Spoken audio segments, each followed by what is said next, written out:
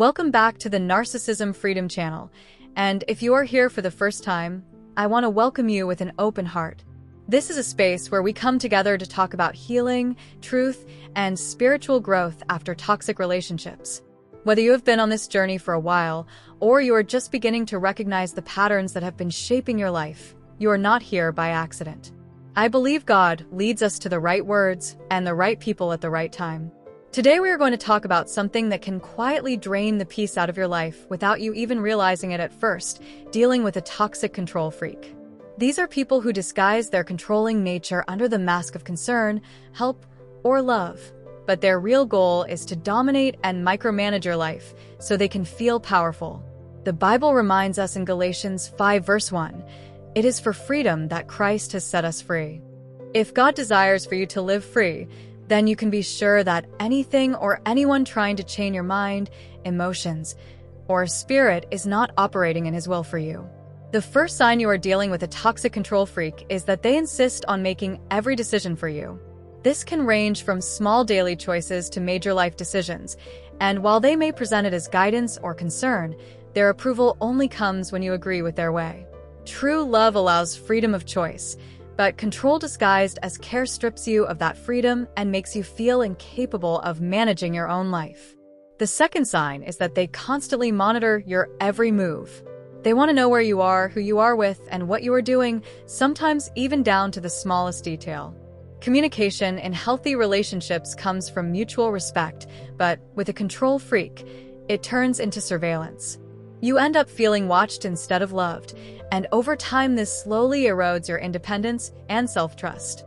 The third sign is that they react with anger, guilt-tripping, or coldness whenever you set boundaries. Instead of respecting your right to say no or to have personal space, they see boundaries as a threat to their authority. They may try to make you feel selfish, unreasonable, or unloving, or they withhold affection until you comply. 1 Corinthians 13 reminds us that love is patient, kind, and not self-seeking. If you are feeling fear, shame, or obligation instead of love, you are experiencing manipulation, not care. The fourth sign is that they undermine your confidence in subtle ways. They may call it honesty or reality checking, but their comments often leave you doubting yourself or questioning your worth. Insecure people maintain control by weakening the self-belief of others. If you start to believe you cannot make it without their guidance, they keep the power. But God has given you a sound mind and gifts that you are fully capable of managing. Anyone who chips away at your self-worth to keep you dependent is not helping you grow. The fifth sign is that they rewrite history to suit their own version of events. This is gaslighting, denying what they said or did, twisting situations, or accusing you of misremembering until you begin to doubt your own truth. Over time, this makes you lean on their version of reality instead of your own memory. But the Bible tells us God is not the author of confusion, so if a person's presence brings constant confusion into your life, they are not walking in alignment with His Spirit. The sixth sign is that they diminish or take credit for your successes. Rather than celebrating your achievements, they may subtly downplay them or make themselves the hero of your story. This keeps you from becoming too confident in their eyes, and it keeps them in the position of power. Healthy relationships are built on mutual encouragement and genuine celebration of each other's wins, not on competition and control. The seventh sign is that you feel spiritually and emotionally drained after dealing with them.